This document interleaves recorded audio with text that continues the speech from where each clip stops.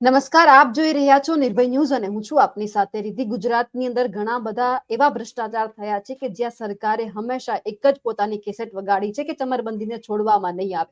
અત્યારે ફરી એક વખત એક ભ્રષ્ટાચાર સામે આવ્યો છે જે ગંભીરા બ્રિજ છે એમના 2 કટકા થઈ ગયા અને સરકારની એક જ વાત છે કે અમે કંઈક કરીશું, આમાં ચમરબંધીને છોડીશું નહીં અને પછી ઉચ્ચ કક્ષાની બેઠકો બોલાવવામાં આવે, નિમ્ન કક્ષાના નિર્ણયો કરવામાં આવે. હવે આ બધા જ મુદ્દે ચર્ચા કરવી છે. મારી સાથે અત્યારે રાજકોટથી વરિષ્ઠ પત્રકાર જગદીશભાઈ મહેતા જોડાયેલા છે. જગદીશભાઈ, નિર્ભય ન્યૂઝમાં આપનું સ્વાગત છે. જી નમસ્કાર બેન. જગદીશભાઈ, આપણે ગુજરાતમાં છાસવાર એવું જોયું છે કે ભ્રષ્ટાચાર આવે, સરકાર એક જ વાત કરે કે અમે સહાય આપી દઈશું ને ચમરબંધીને છોડીશું નહીં. પછી મોટી મોટી બેઠકો બોલાવવામાં આવે અને પછી જ્યારે નિર્ણયની વાત આવે ત્યારે ખબર પડે કે આમાં કઈ થવાનું જ નથી. આ વખતે પણ ક્યાંક એવું લાગે છે કે થઈ શકે?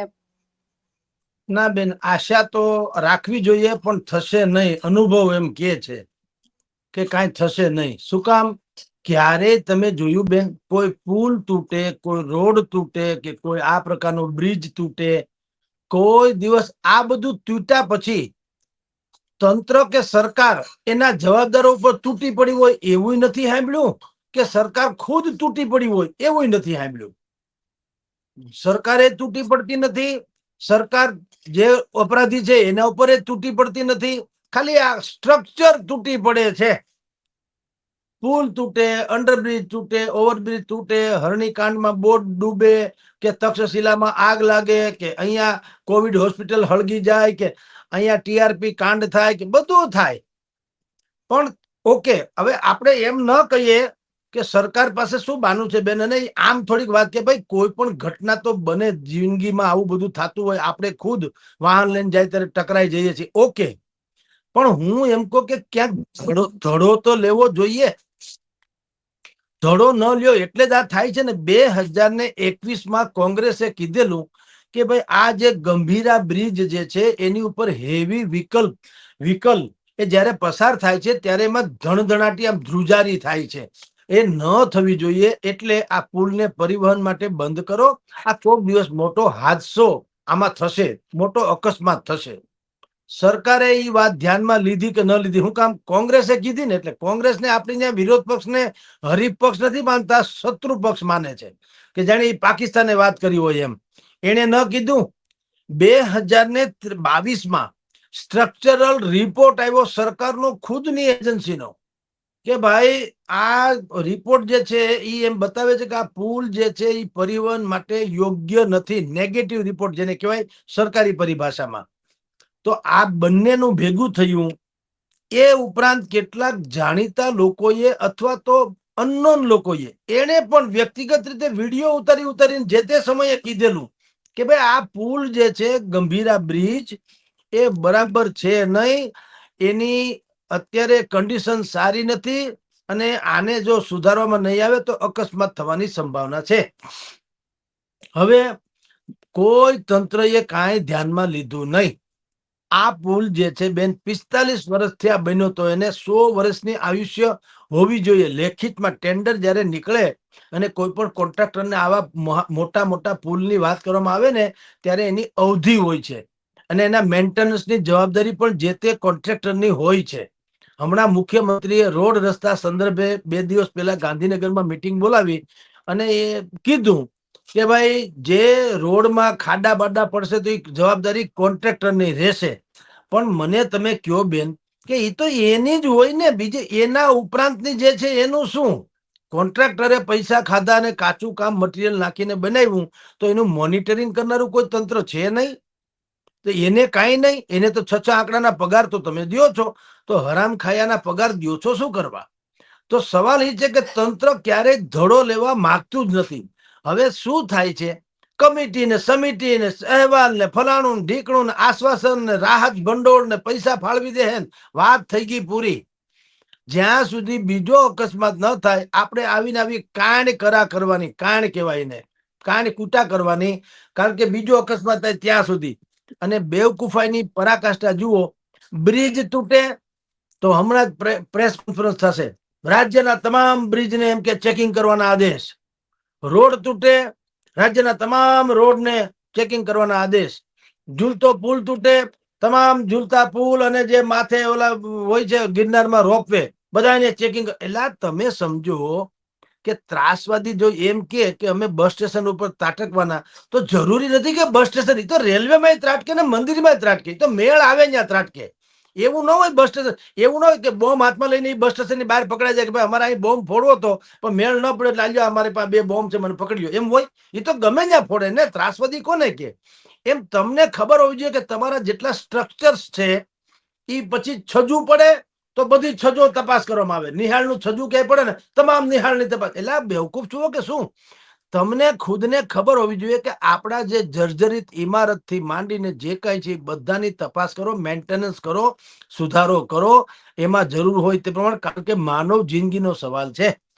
એને બદલે કશું જ નહીં. રિધિબેન, હમણાં જો અત્યારે શું થયું, ગુજરાત સરકારે શું કીધું, એક તો સમિતિ તો આ લોકો રચી જ દે છે, 1 સેકન્ડમાં ક્યાંથી કુંજાણે માણસો આવી જાય એની પાસેથી. સમિતિ પેલા રચાઈ જાય. આ તો ઠીક છે, મને લાગે એ લોકો આમ રાખે છે ભાથામાં. હો, અમુક તો એડવાન્સ નથી રાખતા, એ વળી ભાગશાળી છે. નહીતર એમ કહે કે હવે પછીની કોઈ પણ ઘટના થાય એના માટેની સમિતિ આ 1 2 3 4 મને લાગે ટોકન આપ્યું છે. એટલે એક તો સમિતિ રચી નાખે. પછી ઊંડા શોકની લાગણી, એટલે તમારા શોકનું આવે હું, અમારા છોકરા તો રાંડી ગયા. હા. તમારા શોકનું આવે હું, અમારા આંગણા ઉજળી ગયા, તો એના તમારા શોકનું આવે હું? તમે શરમાતા નથી, તમારો શોક નથી જોતો, તમારી શરમ જોઈએ છે અમારે. તમને એમ થવું જોઈએ દુઃખ કે આ મારે કીધા આટલી આટલી ઘટનાઓ, તમે હરણી કાંડથી માંડીને તક્ષશિલાથી શરૂ કરી મોરબી સુધી પહોંચો, 350 400 જિંદગી હોમાઈ ગઈ. તમે કલ્પના તો કરો બેન, જિંદગીની કોઈ વેલ્યુ છે? કૃષ્ણ ભગવાન ગયા એની ટપાલ નથી, ભલે આપણે એને મંદિરમાં પૂજીએ, પણ નથી ગયા એટલે આખા બ્રહ્માંડમાંથી નીકળી ગયા, ડિલીટ. તો તમે આવડી મોટી માનવ હતાહત એને તમે લાઇટલી કઈ રીતે લઈ શકો? એક પણ મિનિસ્ટરે આજ સુધીમાં રાજીનામાનો પણ વિચાર્યો ખરો? બોલાય ખરા? અરવિંદ કેજરીવાલ ની દિલ્હીમાં તમે ધરણા કરતા હતા કે કૌભાંડ કર્યું છે શરાબ કાંડથી માંડીને શિક્ષણ કાંડમાં, રાજીનામું આપે, રાજીનામું આપે. એવા એ તો બધું કાગળિયા ઉપરની વાતો હતી. કાવડિયા તો કોણ નથી ખાતું? તમારે બચ્ચું ખાબડ જેવું ચારેકોર છે, એના છોકરા જેવું. તો સવાલ એ છે કે તમે એમાં ભ્રષ્ટાચારમાં રાજીનામું માંગતા હતા, અહીંયા તો અમારી જિંદગી ઉમાઈ ગઈ ભાઈ સાહેબ. 350 400 લોકો ગુજરી ગયા. એક માણસે પણ શરમનો શેડો ફૂટ્યો નહીં, કોઈએ અડધી કાઠીએ ધ્વજ ન ફરકાવ્યો, કમસે કમ પોતપોતાની ઓલામાં પણ, રાજ્યમાં પણ. શોક ખાલી જતાવ્યો બુદ્ધિપૂર્વકનો, ખોટે ખોટે સફેદ લુગડા પહેરી અને મગરના આંસુ સાર્યા અને કહેવાતી સમિતિઓ રચી.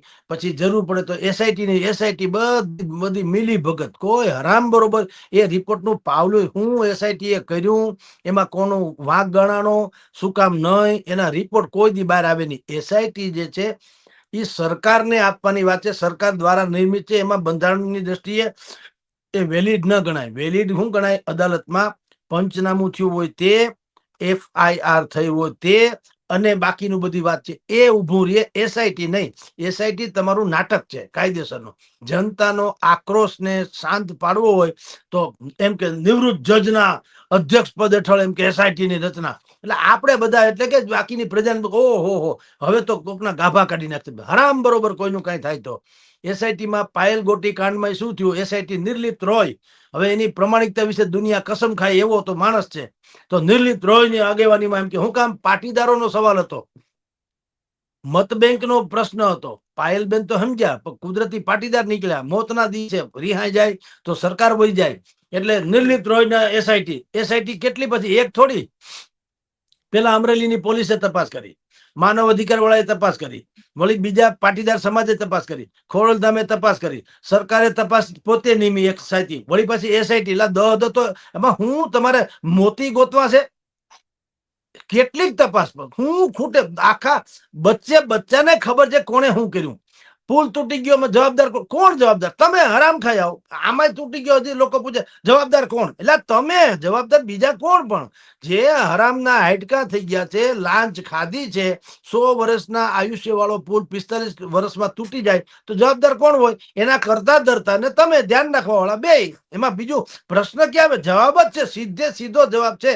કોન્ટ્રાક્ટર અને એને હારે મિલી ભગત કરીને રૂપિયા ખાઈ જનારા હરામ ખાયા કર્મચારીઓ કે અધિકારીઓ.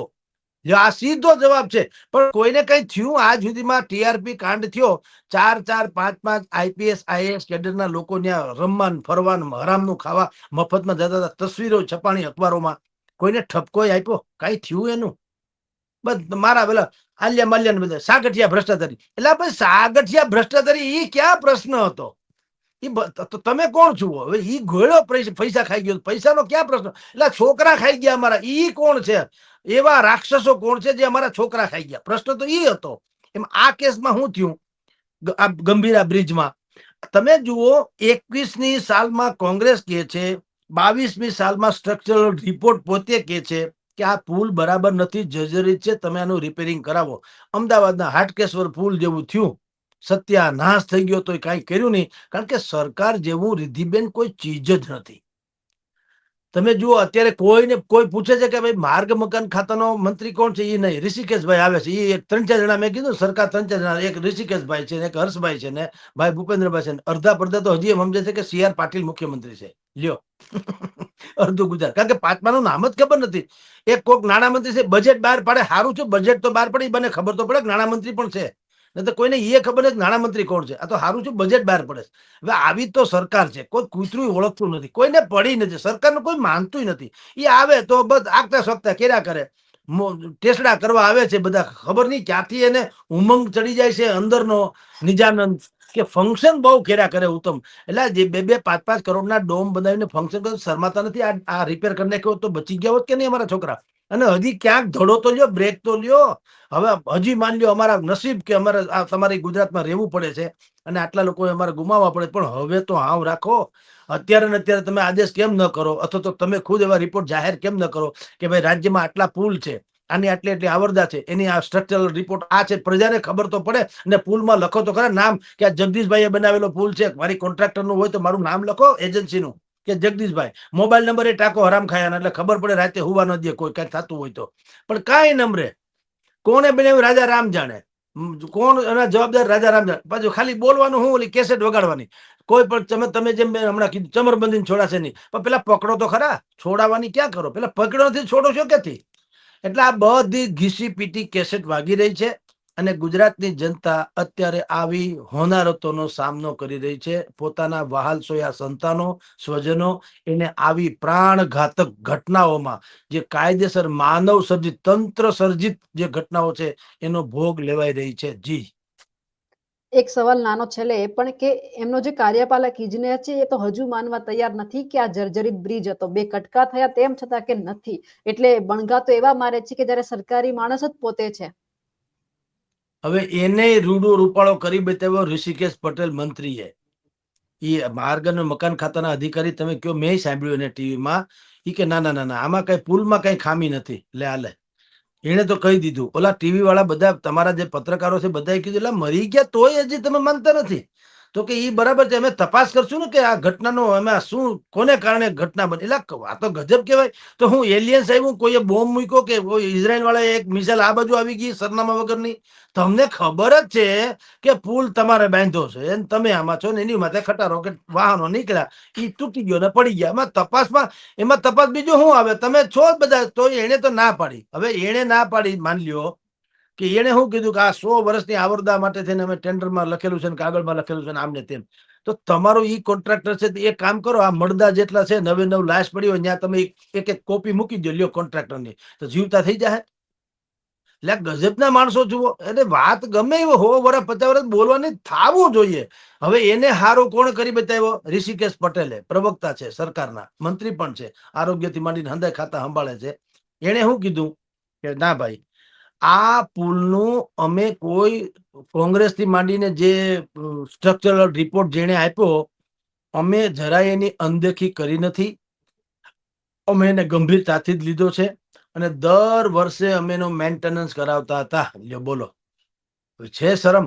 લાવો, લ્યો રિપોર્ટ, લ્યો બતાવો રિપોર્ટ. હાલો, આ અત્યારે 2025 હાલે છે ને, 23, 24, 22, 21 ના રિપોર્ટ જાહેર કરો કે કોણે કોણે આ સાઇટ વિઝિટ કરી, એમાં સહી બતાવો. જગદીશભાઈ મહેતા, રિદ્ધિબેન, એવું હોવું જોઈએ ને, કોક તો હશે ને તપાસ કરવા વાળા, કે હાવ ડ્રોન સિસ્ટમ થી ઓને જ કર્યું. તમે બધી નકલ અમને બતાવો કે કોણે સાઇટ વિઝિટ કરી, કોણે સ્ટ્રક્ચરલ જે કહું છું રિપોર્ટ તૈયાર કરવામાં, આ બધું મટીરિયલ સારું છે ને વાહનમાં કઈ વાંધો નથી, પુલ હજી હોવરવધી હાલે એમ છે, એવું જેને પણ સર્ટિફાઈ કર્યું એના નામ આપો. ખાલી પોસ્ટ નહીં હો, નાયબ કાર્યકલાપ ઇજનેર ને એવું ડીંડક નહીં, એ પ્રજાને કઈ સમજાતું નથી. જગદીશભાઈ મહેતા, એટલે વાત થાય પૂરી. કમસે કમ મારી આજુબાજુ ઈ તો મને ફાડી ખાય. તો નામે આપો, મોબાઈલ નંબરે આપો કે આ 5-6 અધિકારી જે 6-6 આંકડાના પગાર ખાય છે, ઈ લોકોએ રિપોર્ટ આપ્યો હતો કે આમાં કઈ થતું નથી. એટલે જે લોકોના સ્વજનો ગુમાવો એ આ ભાઈને મળવું એમ એમ કરે છે એટલે ખબર પડે. જુઓ રિદ્ધિબેન, બાના કાઢવાને ઉલ્લુ બનાવવાને આવા રીટી રીપાટી કેસેટો વગાડવી ઈ જુદી ઘટના છે, અને વાલસોયા વયા જાય પછી ઘરની શું સ્થિતિ થાય ઈ જુદી ઘટના છે. તમારી કે મારી દીકરી એક અડધી કલાક કોલેજથી કે સ્કૂલથી મોડી આવે, તમારી ઊંઘ ઉડી જાય, તમારો શ્વાસ અદ્ધર ચડી જાય. શું થયું હશે? ક્યાંક ભટકાણી હશે, ક્યાંક ડખો થયો હશે, કોઈએ કઈ હેરાન કરી હશે, વગેરે વગેરે. તો હવે તો આ કોઈ દી આવવાના જ નથી, સમજી લ્યો. જે 9 લોકો અત્યારે 9 નો આંકડો છે, ભગવાન કરે ન વધે, પણ જે લોકો એમાં હતાહત થયા છે, હવે એ તો કદાપી આવવા નથી. તમે એના પરિવારની સ્થિતિ તો સમજો ભલામણ. શું જાઓ તો ખબર પડે. ઘરનો મોભી વયો ગયો હોય તો 18મી સદીમાં વયું જાય. 21મી સદીનું પરિવાર હોય ને 18મી સદીમાં વયું જાય.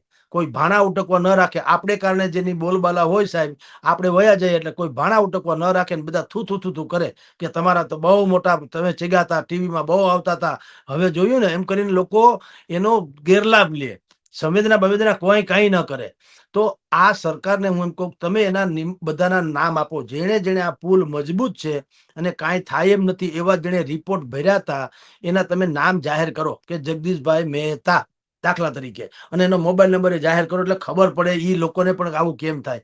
હવે હવે moral of the story is, રિદ્ધિબેન, આ ભગવાન કરે આ અંતિમ હોય, આવું તો હોય જ ન હોવું જોઈએ. પણ જો આવું અટકાવવું હોય બેન, સરકારમાં દાનત હોય, દાનત જ શબ્દ વાપરું છું, હરામના પૈસા ખાવાનું ન હોય, દાનત હોય તો શું થાય?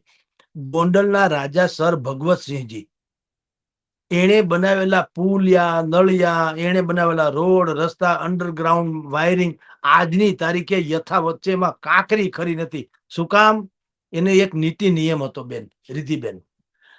અત્યારે અમદાવાદ થી રાજકોટનો 6 લેન હાઈવે ને રાજકોટ થી ગોંડલ સુધીનો 6 લેન હાઈવે સત્યાનાશ થઈ ગયો છે. 5-5 કલાક લોકો ટ્રાફિકમાં જામ થાય, એમ્બ્યુલન્સ એમાં હલવાઈ રહી, દર્દી માંડ બચે, એવી જે હારાકરી છતાં કોઈના પેટનું પાણી હલે છે. બધાને ખબર છે. શું કામ? મિલી ભગત છે. કોઈ કોન્ટ્રાક્ટર બહારના છે જ નહીં. બધા હરામ ખાયા મામા માસીના છે. રૂપિયા હંધાઈને ખાઈ જવા છે. તમારું મારું જે થવું સત્યાનાશ થવો એને કાંઈ પડી નથી. આ બધાને શું છે કે પુલની આવરદા જો 100 વર્ષની હોય તો આપણે ક્યાં 100 વર્ષ જીવવાના? 25-50 વર્ષ તો ખાઈ લીધા હરામના. હવે 25 વર્ષ નોકરીના છે, ટેસ્ટડા કરી આપણે તો નીકળી જવાના, નિવૃત્ત થઈ જવાના. પછી આ સામે વાળો જાણે, એનું કામ જાણે. મરવા વાળા મરે, જીવવા વાળા જીવે. એટલે કોઈ કઈ કરતું નથી. એટલે આનો જવાબ તમને આપું રિદ્ધિબેન, જે ગોંડલના સર ભગવતસિંહજીએ દાખલ કરેલો, જો ભૂપેન્દ્રભાઈ પટેલ આપણને સાંભળતા હોય ને, સરકારને હકીકતે જો પ્રજામાં હજી માથું ઊંચું કરીને જીવવાની જો ખેવ ના હોય તો વાત કરું, તમે એક GR બહાર પાડી દો. જો આ છેલ્લામાં છેલ્લી ઘટના ન બની રહે તો મને ફટ કહેજો. આ ગુજરાતની છેલ્લામાં છેલ્લી માનવ સર્જિત ઘટના બની રહી. હું જે કહું છું GR બહાર પાડે, હું એટલે હું કઈ પોતાની જાતને બુદ્ધિશાળી નથી સમજતો, પણ મેં તો રાજા ભગવતસિંહજી જે કરે છે એના જેવી વાત કરું છું. ખાલી પ્રાસંગિક છે, મારામાં કઈ એવી ગમનવલી વાત નથી કરતો. સરકાર એવો GR બહાર પાડે કે જાહેર જીવનના કોઈ પણ કોન્ટ્રાક્ટ, જેને કોન્ટ્રાક્ટ એને જ આપવામાં આવશે કે 3 ચોમાસા સુધી ઈ યથાવત સ્ટ્રક્ચર રહેવું જોઈએ. 3 ચોમાસા સુધી એ કાંકરી ખરવી ન જોઈએ, તો જ તમને પૈસા મળશે. નહીં તો 1 રૂપિયો નહીં મળે, નહીં તો ધક્કો ખાતા જ નહીં. 1 રૂપિયો નહીં આપવાનો. તારામાં ત્રેવડ હોય તો લે, નહીં તો કઈ નહીં. દુનિયામાં ઘણા છે, LNT સહિતની બધી કંપનીઓ છે જ. આમાં થાય છે હું બધું બેન, અમારા જેવા જે લોકોને છેડા બેડા અડાડીને કોન્ટ્રાક્ટ લીધા હોય છે. કારણ કે દરેકને સુખી થઈ જવું, તમને તમારું દુઃખ ગોળ્યું, મારે સુખી થઈ જવું. એટલે પછી શું કરે? એક તો ખોટી ફાઇલ બનાવે, જેને A+ ફાઇલ કહેવામાં આવે છે. એમાં શું હોય ફાઇલમાં? એમાં બધું લખ્યું હોય કે જગદીશભાઈની આ કંપની છે, મહેતા એન્ડ એસોસિએટ, કે જે નામ રાખવું એ મહેતા એન્ડ કંપની. પછી મારી પાસે આટલા JCB છે, મારી પાસે આટલા રોડ રોલર છે, મારી પાસે આટલા ટ્રેક્ટર છે, મારી પાસે એટલા પબ્લિક કેરિયર છે, મારી પાસે એટલા મજૂર છે, મારી પાસે એટલા અધિકારી છે, મારી પાસે એટલા ત્રિકમ, પાવડા, નગારા, તગારા, બધું આવું ડિંડક લખ્યું હોય. એનું કાંઈ ન હોય બેન. હરામ બરોબર કાંઈ હોય તો પૂછી પાછી ના કરી અને ખોટા ફોટા ફિટ કરીને કોમ્પ્યુટરમાં ઓનલાઈન કરે. કોમ્પ્યુટરમાં બુદ્ધિ ક્યાં છે? કોમ્પ્યુટર તો મશીન છે ને. વિવેક નામની ચીજ તો માણસમાં છે. તમારા મને કોકને કહે તો આપણે કહી શકીએ ને કે ભાઈ આમાં તમે તો 20 તગારા લખ્યા છે ને, તો 10 જ છે, બીજા 10 તગારા ક્યાં? એવું કોમ્પ્યુટરમાં એ બુદ્ધિ નથી. એને તો ફોટો ને મેટર આવી જાય, ઠપ કરીને એ ગ્રીન સિગ્નલ આપી દે. તો સરકારે જો આ ઘટનાને અંતિમ ઘટના બનાવવી હોય તો એક જાહેરાત કરી દે કે આજ પછી જાહેર જીવનના કોઈ પણ કામ, કોઈ પણ સ્કૂલનું નિશાળનો રૂમ બનાવે કે હોસ્પિટલ બનાવે, તમે સમજી લ્યો, અંડરબ્રિજ બનાવે, ઓવરબ્રિજ બનાવે, રોડ બનાવે કે ગલી બનાવે, લાઇટના થાંભલા નાખે કે બીજું કઈ કરે, જાહેરનું કોઈ પણ કામ હોય, કોઈ પણ કોન્ટ્રાક્ટરે આવવું હોય, 3 વર્ષ પછી પૈસા લેવા આવવા, નહીતર ધક્કો ખાવો નહીં. જો કાંઈ પણ થાય, તૂટી ફૂટી જાય, તમારે આવવું જ નહીં સાહેબ. એટલે એનાથી થશે હું એ તમને કહું. એક તો લાંચ રૂશ્વતની તો માં જ મરી ગઈ, કારણ કે જે હલવાય 3 વર્ષમાં કાંકરી ખરે તો એમાં પાછું જીઆરમાં લખવાનું કે ખાલી કોન્ટ્રાક્ટર નહીં, આ વિભાગના તમામ સંલગ્ન જેટલા ઉપર સુધીના આવશે હંધાઈને નોકરી ડિસમિસ, સસ્પેન્ડ નહીં, ડિસમિસ. કારણ કે આ 9 જણા છે ને ડિસમિસ થયા છે, સસ્પેન્ડ નથી થયા. સસ્પેન્ડ તો હરામ ખાયા હોય, એ પાછા આવે કેસ લડીને. આ તો ગયા ઈ ગયા. હવે તેના માવતરે ભૂલી જવાનું કે આવું કોઈ આપણી પાસે સંતાન હતું, કે આપણો ધણી હતા, કે ઘરનો મોભી હતો, કે બેન દીકરી હતી, બધું ભૂલી જવાનું. એને ડિલીટ કહેવાય. તો તમે લોકો, સરકાર એવો પરિપત્ર બહાર પાડે કે ભાઈ 3 ચોમાસા સુધી એક પણ કાકરી ન ખરે તો તમને વ્યાજ સહિત તમારા પૈસા આપી દેશું. કોઈ પણ સરકાર હોય. પણ જો 3 વર્ષના ચોમાસામાં ક્યાંય કાકરી ખરી તો મહેરબાની કરીને ધક્કો ખાતા નહીં, 1 રૂપિયો નથી દેવો, તમે થાય એ કરી લ્યો. જો આ જિંદગીની છેલ્લામાં છેલ્લી ઘટના ન બની રહે તો ફટ કહેજો, થવાનું જ નથી પછી કૌભાંડ. કારણ કે કોઈ પૈસા તો ખવડાવે નહીં, તો કહી દે તું લખી આપ લે કે 3 વર્ષ કઈ નહીં થાય. કા મને સારું મટીરિયલ વાપરવા દે, અને કા તું લખી આપ કે જવાબદારી મારી. કોઈ લખી નહીં આપે. સારું મટીરિયલ વાપર્યા વગર છૂટકો નથી, કારણ કે સ્વયં કસોટી કરવાની ઈશ્વર, કુદરત. ચોમાસું આવે એ કસોટી થવાની જ છે. આવું જો કરે ભગવતસિંહજીની જેમ, તો આપણે આવી બધી રોક અકળ નહીં કરવી પડે. બાકી મૃદુ ને મક્કમ એવા ડીંડક કેસેટ હકાવ્યા કરવાની, અને આપણે છાતીયું કૂટ્યા કરવાની. બેન જી રીતિબેન. બિલકુલ જગદીશભાઈ, આપ અમારી સાથે જોડાયા, આપનો ખૂબ ખૂબ આભાર. નમસ્કાર બેન. અમારા અહેવાલને લઈને આપનું શું માનવું છે, કમેન્ટ કરીને ચોક્કસથી જણાવજો. સાથે જ અમારી નિર્ભય ન્યૂઝ ચેનલને લાઇક, શેર અને સબસ્ક્રાઇબ કરવાનું ભૂલશો નહીં. નમસ્કાર.